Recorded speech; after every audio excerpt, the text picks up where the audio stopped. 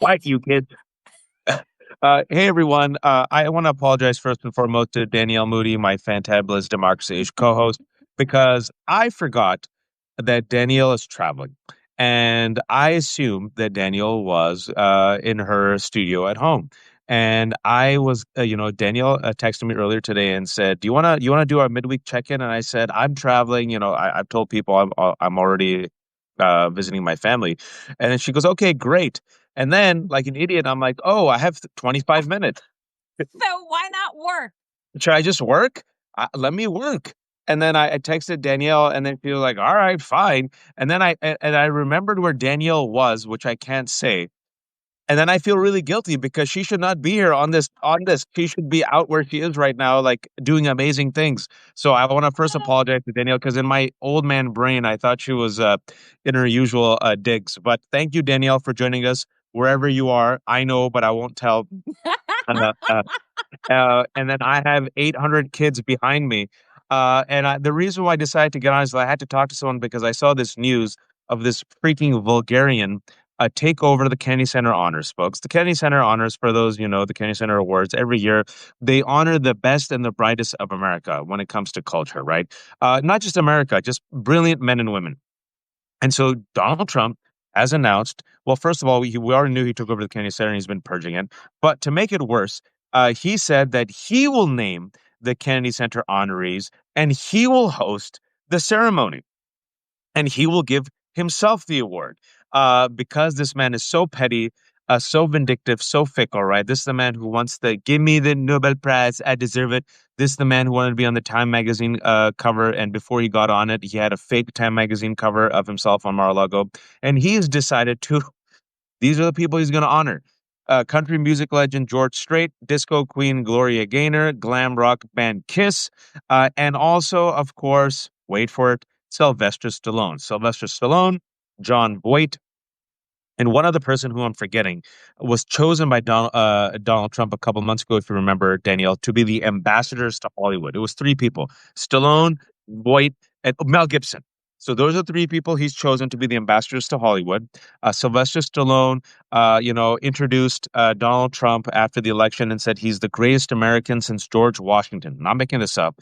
So they're going to give it to Sylvester Stallone. People are like, Kiss, oh, Kiss is an amazing metal band. He doesn't even know Kiss. The reason is because Kiss's lead, Gene Simmons, is just a POS hardcore Trumper, also, misogynist, also pro-Israel racist. But I digress. So he's taking over. He's hosting it. And apparently, I also said that he is going to, I heard he's going to nominate himself for some award. As this is happening, we see the takeover of the Smithsonian, and he wants to rewrite history. Smithsonian had an exhibit on all the presidents who were impeached. Who's been impeached the most? Donald Trump. Donald Trump pressured him to remove his name from the exhibit. And then, under pressure, Smithsonian restored the exhibit. And now Donald Trump is retaliating against the Smithsonian. And in addition to all this, as we know, Danielle, they're removing the rest of us, the DEI is literally scrubbing us from the websites. They literally have removed T, LGBTQ. They literally have removed T when it comes to the websites, historical websites, military websites about, Stonewall riots. And now it's just LGBTQ or LGB. They tried to remove Jackie Robinson. There was pressure. They brought him back. They tried to remove Tuskegee Airmen. There was pressure. They brought him back. Navajo code talkers. Folks, this is what fascists do. They rewrite history. They come in, they purge the judiciary, they purge the academics, they purge the writers, they purge culture. Viktor Orban of Hungary, this is what he did. And Steve Bannon said that that Viktor Orban was Trump before Trump, but they have no culture. Without us, they have no culture. All they have is Cracker Barrel and Kid Rock. And that's the irony of it all. Without us, they don't have good food, they don't have good music, they don't have a good economy, they don't have fruits, they don't have vegetables, they don't have people driving the taxis or the Ubers, they don't have employees, they don't have doctors like my wife, they don't have surgeons. Without us, they don't have America. And without us, they have the world's crappiest culture. And my rant will end right now is because all these people, and Jared Yates Sexton, who's also Danielle's other co-host. I'm jealous. No, Jared and I did this conversation 2 weeks ago. This whole conversation on culture, folks, where we connected the dots and nerded out. And Jared reminded me that a lot of these guys wanted to be cultural creators and they failed. Yep. I gave the example of Rush Limbaugh. Rush Limbaugh wanted to be a sportscaster. He failed. Glenn Beck, folks, wanted to be like Garrison Keillor, a radio show host. He failed. Ben Shapiro wanted to be a screenwriter. He failed. Michael Knowles wanted to be an actor. He played a horny gay man in the in a student movie. So some projection there. He failed. They all failed. Donald Trump was actually an actor. Ronald Reagan was an actor. So what they hate the most is that the people that they allegedly loathe, Hollywood, culture, they want to get in with them. I remember Dave Chappelle one time said, Sean Hannity desperately tried to buy me drinks at a bar repeatedly. He said I'm his favorite. And George Clooney one time said all these Fox News hosts, right? I can't tell them apart, the Fox morning show hosts, they're all the same to me. Desperately tried to kiss his ass, right? They desperately want in with the cool crowd, but they'll never get in, so they try to take it over. That was my rant. I had to talk to someone about it, Danielle. I mean, first of all, a fantastic breakdown. And I think that it's important to understand that the erasure and the rewrite is because they are so deeply broken and insecure that they don't know how to measure themselves against actual greatness. Because you have to understand, like, let's just take a step back for a moment. You're a white, cis, hetero man in America, and you're an abject failure. And every carpet has been rolled out for you. Every school door has been opened for you. Every job has been given to you. And you're still just mediocre. Like, to me, like, that would drive me insane, because how the fuck did I mess this up? This golden white nationalist ticket. And so when they see the rest of us who excel beyond measure, because I want people to understand, I'm not just talking about the celebrities. I'm not just talking about those that do get honored, and rightly so at the Kennedy Center. I'm talking about the kid from Bangladesh that comes from a working class family and is his first in the college, first in the family to go to college, and excels, right? Beyond all statistics, beyond all paper that is written down. And so I think that it's important, folks, to understand the fragility of this whiteness, to understand who these people are and the deep projection that they have. All of that being said, I mean, you know what? I said this earlier with Jared Waj when I talked about Donald Trump and the cheapening of America, right? Just the tawdry, cheapness, the gaudiness that he has brought to what was considered, and wrongfully so, but the way that we've been indoctrinated was about American exceptionalism, right? And that these halls, these hallowed halls of Congress and the White House, these were things to be held with such high esteem. And what white nationalism and white fragility does is that it cheapens and it corrodes and it ruins all of these things, because at the core, it actually is hollow. It has nothing at the core. It has nothing to offer. It has nothing to value. All it does is take. All it does is extract. And when there's nothing left to take and extract, then they eat themselves, right? And you talk about this all the time on Democracy-ish, about the fact that fascism and white nationalism, like, at the end of the day, it will consume itself. The unfortunate thing about that is that it will take out millions of people in the process, right? But what we have to understand, and I always like to equate it to the 1980s, film, A Never Ending Story, is that it is the great nothing that goes and consumes and darkens and blackens and takes away from everything, literally sucking the oxygen out of the room. And so, once Donald Trump had said, "Oh, I'm taking over the Kennedy Center," and then you had these bumbling idiots talking about wanting to name it after that prostitute. I'm sorry, excuse me. I mean his wife, Melania, and how that then could not happen because also she's just, I mean, and no offense to sex workers because it's actually work, but my God. Like, let us not pretend that this woman is anything other than that. Like, she is the Epstein file, right? Like, we keep wanting them to release it like she's walking around, right? Like, that's how they met, was on his jet. So You have to understand that these culture vultures are going to do anything and degrade everything that we hold dear as a way to try and have us believe that we are nothing, right? That we are nothing. We are only what it is that they say that we are. And we are our culture. We are what we offer. We are our identities and our complexities and our layers. And everything about white nationalism is about a flattening of that expression of identity. Right. And the power that that brings to all of us. And so I think that it is important, one, for nobody to watch that. I don't even know what the Kennedy Honors is going to air on, but like no one should give it, not even a guilt watch or a curiosity watch. Just turn that shit all the way the fuck off.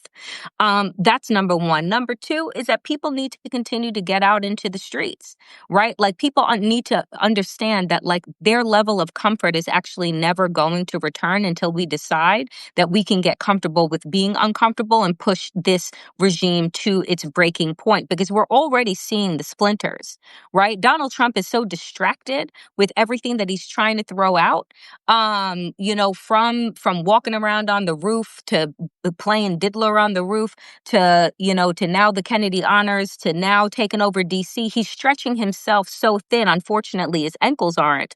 But at the end of the day, he's going to break himself and they're going to fall apart. But we need to speed that process up. No, excellent rant. So many things to unpack. Let's start from the end and move in the opposite direction.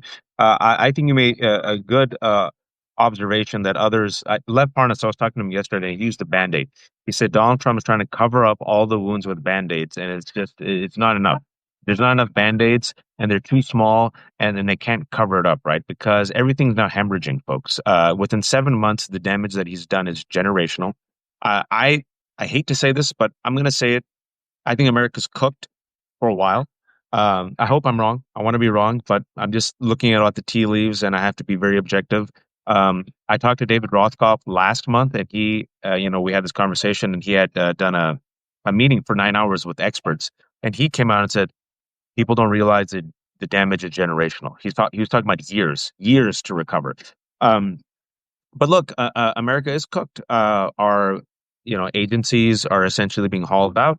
All the corporations, like Danielle and I warned for the last 3 years. What the analogy that we gave in the democracy age for 3 years was they will lay the red carpet out for fascism.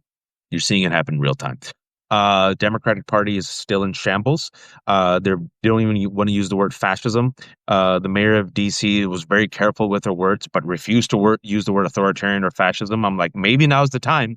Ken Martin, the head of the DNC, is still talking about fire with fire. Now we will stop bringing a pencil to a knife fight. We'll bring a gun to the knife fight. I still haven't seen the knife or the gun. Meanwhile, Republicans have brought a bazooka for the past 10 years. We're playing double dutch with Texas governors. We're like, if you gerrymander, we'll gerrymander. If you gerrymander, we'll gerrymander. Don't make us do it. Don't make us do it. Don't make us do it. And meanwhile, Republicans are like, we're going to kill you. And then like Democrats are like, no, don't make us do it. It's up to us. It's up to us. And we have the numbers. And this is where with our money, and this is what I was thinking about, Danielle. The one thing that this country loves more than anything is money. We worship money. In God we trust. It's in the dollar bills, right? This is a money obsessed society. Our religion really is capitalism. And the color that trumps all of the colors, even the color white, is the color green. And Mm-hmm. Donald Trump now has two weaknesses. The two weaknesses are the two E's. They are Epstein and the Mm-hmm. economy. Epstein, what we Mm-hmm. kept saying is when we talk about the band-aids and the cankles and how it's too much, he's trying to distract. It's simultaneously it's a distraction and it's part of the authoritarian plan, folks. People need to realize it's two things happening at once. It's part of Russell Vought, Project 2025, authoritarianism, Steve Bannon, the Bro oligarchy, JD Vance, folks. Keep an eye on JD Vance. His only job is to stay alive until Donald Trump dies. That is his only job. He went and met Rupert Murdoch before Rupert Murdoch dropped the first Wall Street Journal article on Donald Trump and Epstein.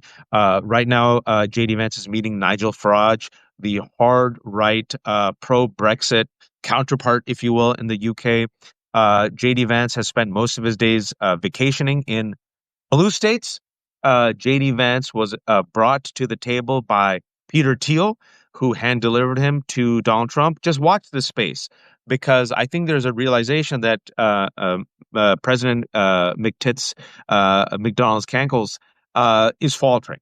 And so that first one, the E, the Epstein, is not going away. It's the only bipartisan issue that Americans are revolving around. And the second E, Danielle, the economy. Yep. He's so desperate right now because he's like, oh my God, my trade wars are disastrous.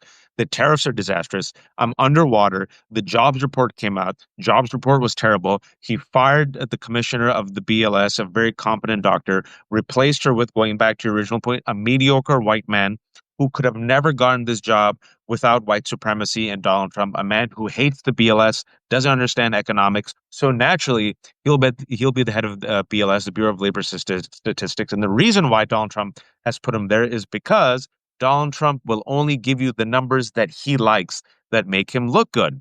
Speaking about white mediocrity, Pete Hegseth, our Secretary of Defense, military is in shambles because no one trusts him. He replaced the IRS guy with another yes man because the IRS pushed back against giving our private data to, wait for it, ICE. RFK, mediocre white man, not a doctor. Of course he is. Director of Health and Human Services. Laura Loomer is being now cited by Politico as an insider. Laura Loomer, complete freak, Islamophobe who changed herself to Twitter. As Danielle said, it's the only way mediocrity can thrive. It's the only way white supremacy can thrive is through authoritarian takeovers, power, and control. They cannot actually, succeed in a level playing field, with competition, based on merit. Because Danielle and I would run circles around them, like we did in elementary school, like we did in college, like we did whenever we get invited to these prestigious events, these speeches, and we end up being the most dynamic speaker on the panel because we actually put in the effort and the work, and these people come in lazy as shit. And then they're like, oh God, I gotta I'm just being honest now, folks. I'm being blunt. Danielle, let's keep it real. The rare time you and I get invited to these prestigious festivals and these panels and these brilliant men, oftentimes white men that we're paired up with, and you meet them for the first time, you're like, oh, this person is brilliant, allegedly. And then you meet them and you're like, oh. And then you're on the panel with them and people are like, this Warblot, this Warblot was really clever. This black woman, Danielle, she was really good. Uh, am I out of pocket here? No, you're not. I giggle because the funny thing is that, whenever I see these people, whenever I've been on panels with them, right? The difference between me and them, I mean, is vast. But it's also that they have staff. Their staff is feeding them like, here are the talking points, here's the rundown, here's the summary, and all you have to do is, basically read and regurgitate. You and I don't have staff. We have brains, right? And and we go through and read things and offer our analysis, not because we've stolen talking points from other people or undermine our staff or what have you. And so it's just it's hilarious because once you get these people in real life in a green room, when you get them one on one, you're like, how did you get this job? Right? How are you making all of this money? And it's because America loves to celebrate white mediocrity because they cannot face the mirror. And instead of facing the mirror, they just shatter it. And the only thing that makes them feel good is to say that people like us only have our positions in the places that we're in because of DEI, because of affirmative action. Meanwhile, they know they're like, holy shit, how did you get into this room? How did you get into this space? Because they know that they didn't get there on anybody's fucking merit. And that in order for people like us to get into the room, to get on the panel, to get onto TV, we have to be fucking exceptional. And they just get to breathe. So, I look around at these motherfuckers in this cabinet and yes, of course, it's terrifying because we're being ruled by idiots. But at the end of the day, I'm like, you're so fucking dumb. We may just luck ourselves out of not being obliterated because you're so fucking incompetent. Right? And that's the only thing that we hold on to. Look at Donald Trump. I mean, look at Donald Trump. This is a man who somehow got to Wharton, which is a prestigious business school at UPenn. A child knows that tariffs are taxes. What is Donald Trump's excuse? He's an ignorant moron. He is not that smart. He has some gifts. when it comes to self-promotion, when it comes to the gift of the gab, when it comes to being a carnival barker, when it comes to using media, I give him credit. But he is an idiot. Like I've always said that Wharton should give Donald Trump back all of his money, because how can you have a Wharton grad who does not understand how tariffs work? A child understands how tariffs work. A high schooler knows that tariffs are taxes. This man is so bad, so incompetent, that his daddy left him over $400 million. Folks, there was a movie in the 80s that came out. It's a deep cut called Brewster's Millions, starring Richard Pryor and John Candy, where Richard Pryor, if I remember correctly, had like a day to spend $1 million. And if he spent $1 million in a day, then he would inherit like $30 million, right? So it was difficult for him to voluntarily spend that money to get that money, right? Donald Trump found a way, Danielle, to squander $400 million. Yeah. And actually, more than that, if we actually get the tax receipts, he actually ended up losing more than I think any American that potential year, right? He squandered all that money. He got bailed out his entire life. He got bailed out due to his whiteness, his wealth, and his celebrity. Gets bailed out by Deutsche Bank and the Russian oligarchs who realize they can control him. Got bailed out due to his celebrity. Got bailed out due to The Apprentice. Got bailed out due to The Art of the Deal, a bullshit book that, wait for it, he did not write. He is the definition of white mediocrity that has failed up his entire life. His entire cabinet is affirmative action for the world's most mediocre men. Sean Duffy, former TV star, now like director of NASA and TSA. Pete Hegseth, TV star is literally a stretch, my friend. Reality reality TV. TV personality. Pete Hegseth, just a complete failure, effing up in real time as the Secretary of Defense. The guy who's a new BLS member, doesn't understand numbers and statistics. RFK, like just go down the list. 22-year-old Thomas Fugate, the Stephen Miller henchman who was a grocery attendant. He is now the head of countering violent extremism in America, counterterrorism. All right, folks, Hmm. literally in real time. And Kennedy Center honors. The only way that Donald Trump would have been invited to the Kennedy Center honors, the only way he would be able to host the Kennedy Center honors, the only way he'd be able to be recognized by the Kennedy Center honors is through a fascist takeover. Because based on his merit, he would never, ever, ever, ever, ever, ever, ever, ever, ever get that, right? So this is these people. It's always been this way. I want to give before I give it back to Danielle, a good example about the green room. It's a true story. Um, Inauguration day. Hmm. It was 2016, 2017. I live in DC, Virginia. CNN at the time had a special, and they had like inauguration special, right? So the CNN, everyone had come to DC for that 2 days. Anna Cabrera, before she moved to MSNBC, used to invite me on the weekends. So her producer had me on like every week. And naturally, I never got paid. So I was on every week on Anna's show, and the producers were like, dude, Wad, you're good TV, man. You're reliable. We like you. Anna really wants you to come in and at least join the panel. And so I went to DC, I went to the Capitol, dressed up as one of those epic CNN semicircles where there's like 13 people. I'm not making this up. So they brought me on. It was supposed to be one segment. All right. I come on. I swear to God, I'm looking around to my left and right. You know all these people. You see them all on CNN. Everyone has their like iPads and stuff. And you can laugh at this, Danielle. I said to the person to the left of me, I'm like, you can bring in notes?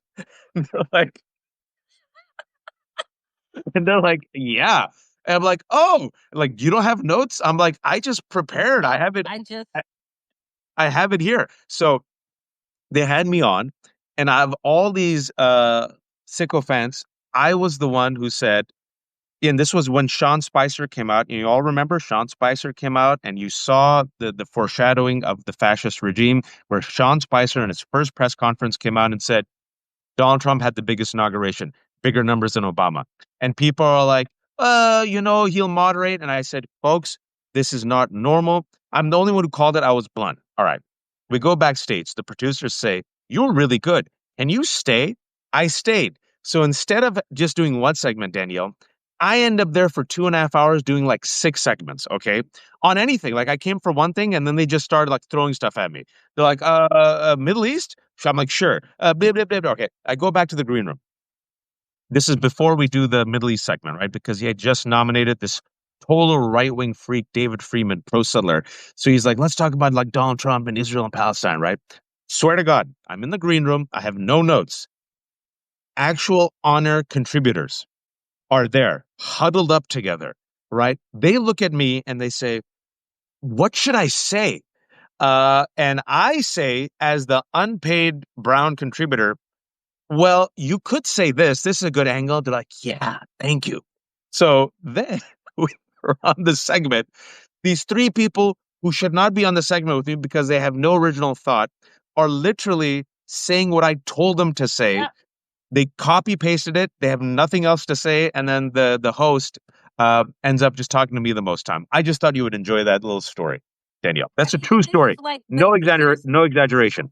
but here's the thing, like the people that are watching us right now are people who care about politics and people who probably watch cable news and have seen all of these people. And they're thinking to themselves, my God, how do these people get on TV? They're so smart. They're this, that, and the other thing. And what Waj just laid out is every Black and brown person's experience who goes on television. It is to be sat next to people who are absolutely incompetent, who need notes, who need cheat sheets, who need all of these things because they have no original thought. Because if a host were to ask them a question that was not part of the prepared outline that was sent, they're going to look like a deer in fucking headlights. Meanwhile, the rest of us, right, who don't get the paid gigs, who just get invited on for the pure, I guess, enjoyment of being on television, it, and gets no money, like can talk you around the block about everything from A until Z. Because why? Because we live this in this country, because we pay attention, because we read, because we talk to each other, right? And we talk to other people that are affected by the very policies that they're asking us to provide anecdotes and thoughts on. And so I just want people to understand, like, we don't say these things now because it's just like, oh, you're just jealous, blah, blah. No, it's No, no, no, disgusting. It's one of no. the reasons why I don't go on television anymore, because I'm like, what's the value here? Like, you don't fucking pay me. And then you tell me how great TV I am just to be there as what? A speckle of pepper in a sea of fucking salt? Like, that's not even real salt. It's like fucking salt alternative. Like, give me a fucking break. So, like, And so that's you know, Gloria Gaynor right now with Donald Trump listing his awardees for the prestigious, well, used to be prestigious, now it means nothing. Kennedy Center honors. Gloria Gaynor is the pepper in the ocean of salt. and that's the reality. So you have to really look around and ask yourself, for those that like continue to watch cable news, like, who are these people? What's their background? What are they really offering? What are they really saying? Because a lot of them just provide a really in-depth word fucking salad that when you take 2 seconds to really like, let me unpack this, you're like, oh, you didn't actually say anything. You didn't offer anything, right? You're just running circles around for absolutely no reason at all. And, the name that keeps coming up in our chats right now, Scott Jennings, a fantastic example and a microcosm of what we're talking about, which is essentially affirmative action for the world's worst, most mediocre white men.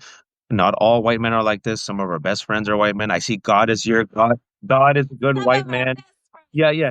I love the moderate white man. I specifically love the progressive white man. But let me give you a Scott Jennings story because why not? So I'm now officially a CNN contributor, and they have me, folks. Go, I'm a child of immigrants. I'm 44 though. Let me flex. They brought me in, folks, because I've shared the story before, but I want to talk about Scott Jennings. Sorry, just to show you what it took for me to get in compared to Scott Jennings. Like Danielle, I used to do it for free. MSNBC and CNN for free. I went to CNN and I said, I can't do this for free anymore. I got three kids. And the person who was in charge of bringing on talent, now she's the head of MSNBC, Rebecca Cutler. She just said, listen, just keep at it and let's see what'll happen. Right. A week later, Christchurch massacre happened, where a white supremacist who promoted the same replacement theory that now MAGA openly talks about. Yes, the one that Elon Musk and all these other folks openly ascribe to, that anti-Semitic conspiracy theory. He wrote a manifesto of the replacement theory. He goes, takes a gun, live streams him killing 50 people. I do a thread. I'm up at 2 a.m. I do a 10-point thread, Danielle, connecting all the dots because I've spent time. I said, I was waiting for the research to drop. I'm like, I think this is what radicalized him. I think this is the conspiracy theory. I think this is what motivated him. I think these are the people in it. I sat there and I just wrote it out, but before hitting send, Danielle, I wanted to get confirmation. New Zealand, the newspaper of New Zealand, which is very respected, comes out with the information. I'm like, great, send. No hashtag, no nothing. Just 10 bullet points. Um, Goes viral. In the morning at 6 a.m., I had Jim Shudo call me. And I'm like, Jim Shudo's like, hey man, your piece was excellent. I'm like, my piece? Who are you? I'm like, Jim Shudo. I'm like, how'd you get my number? He goes, it was awesome. Can you please come do our show? So I go do at 8:30, I do his show. Jim Shooter runs out and says, man, you made me look awesome. I do 5 minutes. Like I was on. It went viral, that clip. Jim Shooter says, you made me look awesome because the head of CNN, Jeff Zucker at that time, said, get this Warbalot guy. This Warbalot guy did a fantastic thread. And Jim on the phone call said, I got him at 8:30. And then Zucker was like, oh, you got him. Well done. So Shudo told me, he goes, man, you made me look good. I went back and forth for the next 3 days, Danielle. CNN, MSNBC, CNN, MSNBC, CNN, MSNBC, NPR. All right. The week before, I was just told by CNN, we got no money. I'm sorry. That Monday, Danielle, I get furious texts from Rebecca Cutler. We want you. Zucker wants you. Where are you? Sign the contract. Come on. Let's do it, right? Then I signed the contract. I signed the contract. I'm now a CNN contributor. Danielle, for an entire month, they don't use me. For an entire month. It's the only month in my life. And look how stupid I am. It all goes back full circle. My wife is like, Waj, our daughter has cancer right now. You're getting paid for the first time for doing nothing. Like, just take it. But you and me are like, I have a voice. I have something to say. Like, you're using me. So like an idiot, I should have just kept quiet, literally gone paid for nothing. I got a paycheck for an entire month for doing nothing. I kept promoting myself. I said, I could talk about this. I could talk about this. I could talk about this. They're like, man, we're okay. So, and they brought me on as like the token brown guy to talk about, I don't know, extremism. All right. Anna Cabrera says, all right, Waj, I have a throwaway segment for you. 5 minutes to talk about Nicki Minaj going to Saudi Arabia, whether or not she should go. I go. For 5 minutes, I come in prepared. It was supposed to be a throwaway segment in the weekend show at 6:55 p.m. to 7 p.m. when no one's watching. For 5 minutes, I cook. She just presses play on me. She lets me go. I talk about Saudi Arabia, MBS, the abuse of women, human rights. And she goes, well, thank you, Waj. Now we're at the top of the show, right? Someone watches me, Danielle, and they go, that was really good. Come to the afternoon shows. No one watches afternoon. Now I do the afternoon shows with Brianna Keeler. Rihanna likes me. I bring in like bang, bang, bang, bang, bang. Now someone likes me, and then Don Lemon says, "Come on my show in the evening." I do Don Lemon. What people don't realize is internally in CNN and MSNBC, you know what, folks? Their competition isn't CNN or MSNBC. It's the hour. It's the hour before them and the hour after them. Don Lemon brings me on. So who was on before Don Lemon at that time? Cuomo. Then Cuomo gets me on. Who was on before Cuomo? Anderson Cooper. And if they book you early, Danielle, no one else can book you. So now a guy who was not used has gone from weird brown guy talking about extremism to afternoon shows, evening shows. Then they brought me on Tapper's Sunday show to debate, which is like the prime real estate. The producer then says, bro, you are good TV. Like you come in, you are prepped. We throw everything at you. That's dope. Breaking segments, live segments. Cuomo invites me to New York, right? Before the pandemic, they brought me on the morning to help the morning show. I was supposed to be on one segment. They had me on 5 segments in a row. And I remember one of these people who I won't name was like, wow, you're mediocre white guy who had a cushy job. I met him for the first time. I'm like, I can't believe you're so mediocre because none of them were prepared. In the green room afterwards, they're like, you're really good, Warbalot. And then they kept me on for 5 shows. Now, this is where Scott Jennings comes in. I was tasked with debating whoever MAGA was there, right? And I used to go on and debate Scott Jennings, and he was fee, fi, fo, fum, so pissed each and every single time because I used to get him with facts, and I never used to lose my cool. And he was angry all the time. He just sat there next to me like, right? And I remember one time we was on Anderson Cooper, and I said to Scott, Scott, you were a moderate, allegedly, who was against Donald Trump. Come on, man. Stop being an amoeba. Get a spine. Speak up. That's all I said. The next morning, I get a phone call. I guarantee you all this makes sense. What Danielle says was makes sense. The fragility. I get a warning from Rebecca Cutler because I have to be more civil to Scott Jennings, whose feelings were hurt. Sorry for my rant. I just thought that'd be instructive for I everyone mean, but watching. it's just, it is so instructive because it is literally the experience that Black and Brown people, whether they are on TV or not, across industries, classrooms, all of these things have experienced. The minute that you begin to like show out and really be able to take up space is the minute that they're like, oh my God, you need to get rid of this person. They need to be quiet. They need to be this. They need to be that. And then they try and put you back inside of a box. Because the fact of the matter is that you up against any of their white mediocre hosts are going to look like fucking fools. And they're going to be embarrassed. And when white cis hetero men get embarrassed, that means that everybody else needs to be taken out by the knees. And that's what they do. So how long did you have that contract, Waj? 1 year. 1 year. How long has Scott Jennings had that contract? And how much is it worth? He has now one of the most lucrative contracts. He's on a nightly basis where he gets to derail Abby Phillips, a black woman's show, and sits there smugly knowing nothing, anything he says, he can say anything he wants. And he's the same man who openly said that Ilhan Omar is the Hamas PR agent, no penalty, no nothing, no nada, can interfere, can spew lies, and gets rewarded with more money. And speaking about fragility, we just found out that Dave Mamet, that playwright who wrote Glenn Ross, the reason why he became conservative. You know why? You know the reason? Speaking about culture, he admitted it. Do you hear why? Mm-mm. Harry Gross didn't invite him on NPR. And why did Donald Trump run for president? What because he Obama made a joke and Apprentice wouldn't give him this contract. And Elon Musk, why did he become radicalized, right? Oh, because he didn't get that invite by the Democrats. Yeah. Do you see how weak and fragile these people are?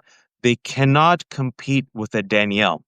They cannot compete on a With a level Waj. They playing field. cannot compete with a Waj. And this is why I say everything that they do is about getting eyeballs. It's about increasing outrage because they make money and they build their esteem off of outrage, off of the quote unquote snowflakes, and everything is about projection. So I say to folks, you have got to take the oxygen out of the room because everything that they do is about a distraction. Everything that they do is because they can't offer up anything of substance. So they just overrun you with lies and they throw everything at the fucking wall.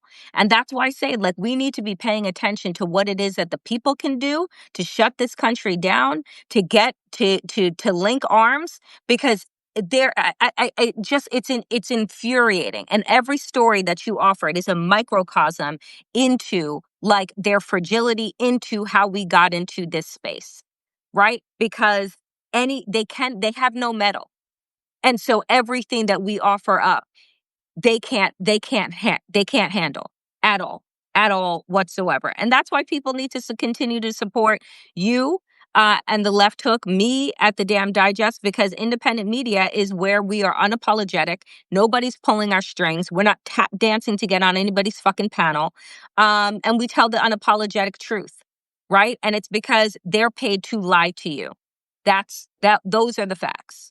And folks, the sad part is without the Danielles, without anyone else watching here, women, people of color, immigrants, LGBTQ, there's no America.